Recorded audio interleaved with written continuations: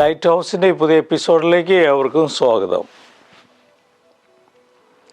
അന്താരാഷ്ട്ര തലത്തിൽ അറിയപ്പെടുന്ന ഗണിതശാസ്ത്ര പണ്ഡിതനായിരുന്നു ജോർജ് ഡാൻസിങ്.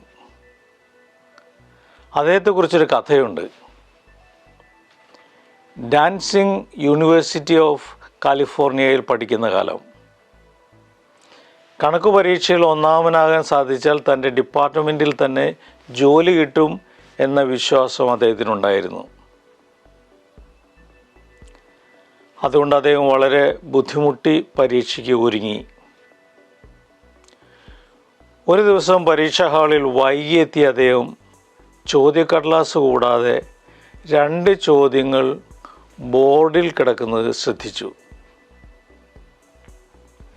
ചോദ്യക്കടലാസിൽ ഇല്ലാത്ത ചോദ്യങ്ങൾ കൂടി പരീക്ഷയ്ക്ക് ഉൾപ്പെടുത്തുന്ന രീതിയായിരുന്നു പ്രൊഫസറുടേത്.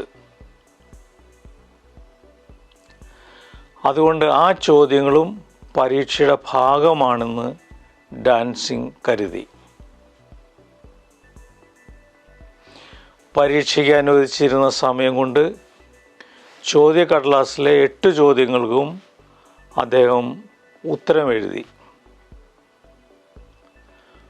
പക്ഷെ ബോർഡിൽ കിടന്നിരുന്ന ചോദ്യങ്ങൾ കടുകട്ടിയായിരുന്നു. എത്ര ആലോചിച്ചിട്ടും അവയ്ക്ക് ഉത്തരം കണ്ടുപിടിക്കാൻ ഡാൻസിങ്ങിന് കഴിഞ്ഞില്ല.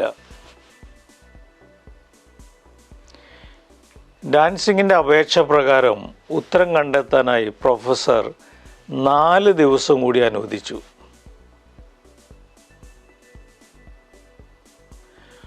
പക്ഷെ എത്ര ശ്രമിച്ചിട്ടും അവയ്ക്ക് ഉത്തരം കണ്ടെത്താൻ 3-ാം ദിവസത്തിൻ്റെ അവസാനവും അദ്ദേഹത്തിന് കഴിഞ്ഞില്ല. എന്നാൽ തനിക്ക് അനുവദിച്ചിരുന്ന സമയം തീരുന്നതിന് അല്പം മുമ്പായി 2 ചോദ്യത്തിനും ഉത്തരം കണ്ടുപിടിക്കാൻ അദ്ദേഹത്തിന് സാധിച്ചു. താൻ കണ്ടുപിടിച്ച ഉത്തരം ശരിയാണോ എന്ന് അദ്ദേഹത്തിന് തീർച്ചയില്ലായിരുന്നത്. അതുകൊണ്ട് ഉത്തരക്കടലാസ് പ്രൊഫസറുടെ മേശപ്പുറത്ത് വെച്ചിട്ട് ഡാൻസിങ് അതിവേഗം സ്ഥലം വിട്ടു.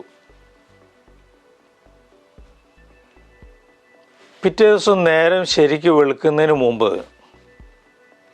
പ്രൊഫസർ തൻ്റെ വിദ്യാർത്ഥിയായ ഡാൻസിങ്ങിനെ തേടിയെത്തി.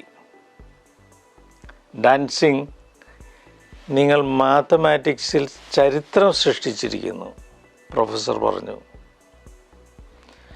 താൻ കേൾക്കുന്ന കഥ എന്താണെന്നറിയാതെ ഡാൻസിങ് കണ്ണുമിഴിച്ച് നിൽക്കുമ്പോൾ പ്രൊഫസർ തുടർന്നു.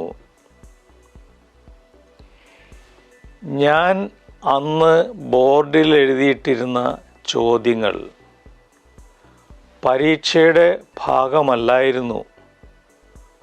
വളരെ പ്രഗത്ഭന്മാർക്ക് പോലും ഉത്തരം കണ്ടുപിടിക്കാൻ സാധിക്കാതിരുന്ന ചോദ്യങ്ങളാണ് അവയെന്നും സമയം കിട്ടുമ്പോൾ തമാശയ്ക്ക് വേണ്ടി അവയുമായി മല്ലടിക്കുന്നത് നന്നായിരിക്കുമെന്ന് ഞാൻ വിദ്യാർത്ഥികളോട് പറഞ്ഞിരുന്നു.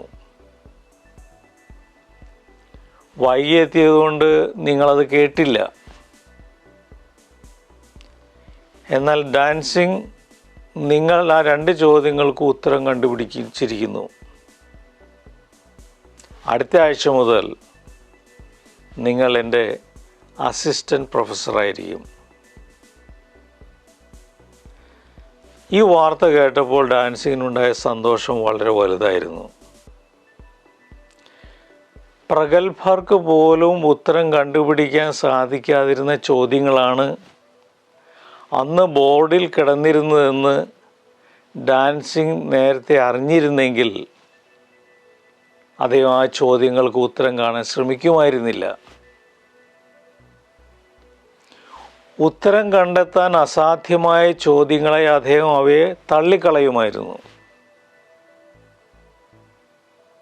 എന്നാൽ പ്രഗത്ഭർ പോലും ആ ചോദ്യങ്ങളുമായി ഏറ്റുമുട്ടി പരാജയപ്പെട്ട കഥ അറിയാതിരുന്നുകൊണ്ട് ഡാൻസിങ് തൻ്റെ ബുദ്ധി സാമർഥ്യം മുഴുവനും ആ ചോദ്യങ്ങൾക്ക് ഉത്തരം കണ്ടെത്താനായി ചെലവഴിച്ചു.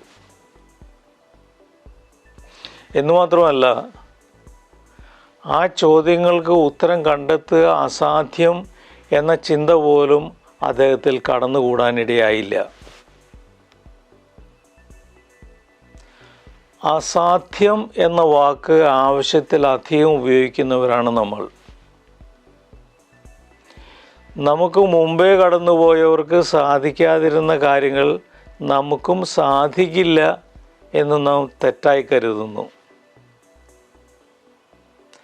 നമ്മിലുള്ള കഴിവുകളുടെ ശക്തിയും വ്യാപ്തിയും ഒരുപോലെ വളരെ വലുതായിരിക്കാം.